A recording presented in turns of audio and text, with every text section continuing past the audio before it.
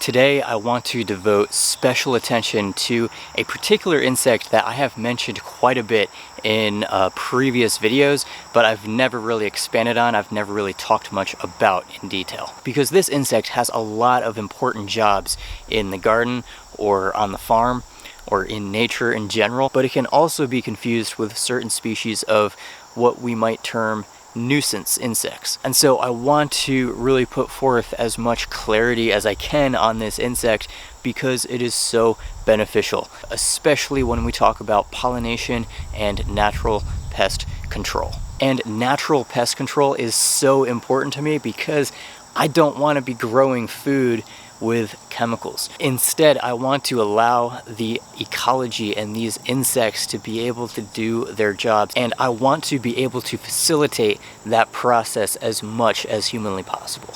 So let's get into it right now. The Tachinid fly, comprises of a lot of different species. So they don't all look the same, and they don't have all the exact same feeding habits or predatory habits, but the Tachinid fly, also known as the parasitic fly or the bristle fly.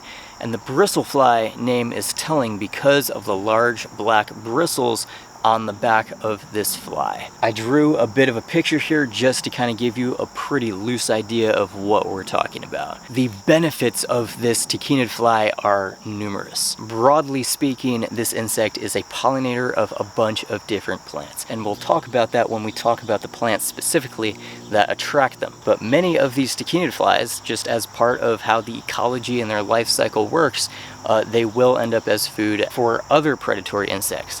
And arachnids and birds in some cases too. But what I really want to focus attention on here is their role as predatory insects. So the Tachinid flies will go after various life stages of a variety of insects. They will go after a bunch of different beetle species, including but not limited to the Japanese beetle and the cucumber beetle.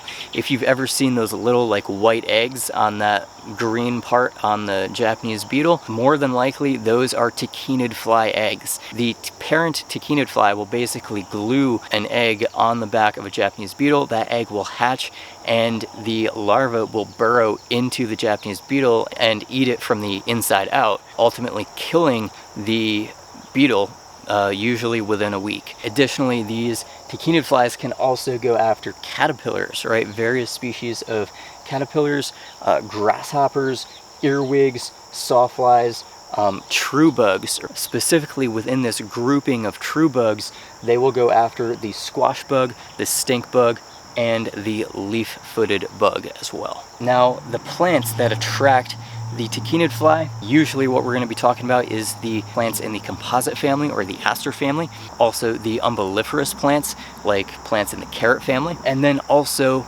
plants in the mint family. And what's important is that these plants aren't just on the landscape, but that they are allowed to go to flower, because that is what's really going to bring in the Tachinid fly, because the Tachinid fly will be attracted to the nectar, the pollen in those flowers. So it will feed on the nectar and pollinate the flowers in the process. Additionally, as a side note, the Tachinid flies will also be attracted to the honeydew that aphids produce. So this is one example of having a pest insect on the landscape that can help to bring in a beneficial, a predatory insect. Specifically, the plants that attract Tachinid flies, I have found the Tachinid flies to be on the Canada thistle, Queen Anne's lace, and mint, Those are the three most common flowering plants this time of the year in and around my garden. And I will oftentimes find some Tachinid flies on these plants when I'm walking outside,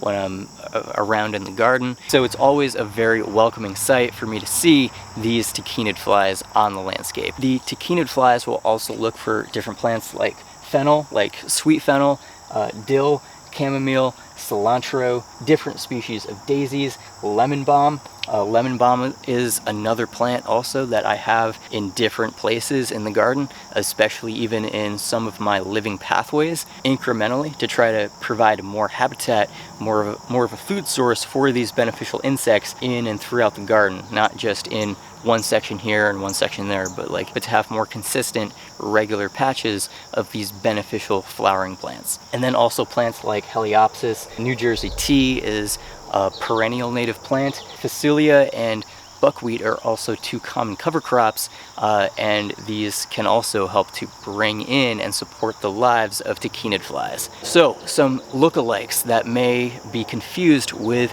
the tachinid fly. So probably the one that has the highest chance of being confused with the tachinid fly is the horsefly. Both the tachinid fly and the horsefly kind of look similar. In some ways they're both really big flies, and for those of us who don't necessarily study insects in depth, we may be a little confused as to what fly we are seeing on the landscape. So the tachinid flies are going to look different depending on what species you have on the landscape, but one of the most common tachinid flies that I have around here, it's a pretty big fly, probably like an inch long and an inch wide, and it has a deep dark red abdomen with black bristles on the back. You can also tell these two flies apart by their behavior, right? A horsefly is going to be aggressive in the way it's going to fly around you, and it's going to be annoying, and it might chase you inside the house. But the tachinid fly is not going to be aggressive. It's not going to go after you. It's just going to mind its own business, pollinating flowers and going after pest insects. And also, while I'm talking about these distinctions, I just want to make a special note that the tachinid flies do not bite. They will not bite humans. Even though these flies are big and fast and they make a really loud buzzing sound, they are completely harmless. They are docile. So you don't have anything to worry about in terms of these tachinid flies biting humans, unless if you mistaken it for a horsefly. Also, sometimes houseflies, depending on the species, may be confused with these tachinid flies, but houseflies and similar species like that are usually are smaller. And then flesh flies, which are usually bigger than houseflies, but the flesh flies, I believe they usually have those gray and black stripes on their back, so they can look usually pretty distinct. Thank you so much for joining me on this episode about the tachinid fly. We now know the benefits that this fly brings to the table. We know the plants that attract it, and we now know to not confuse it with certain other insects that may look similar. So thank you so much for tuning in, and I look forward to seeing you in a future video. Take care.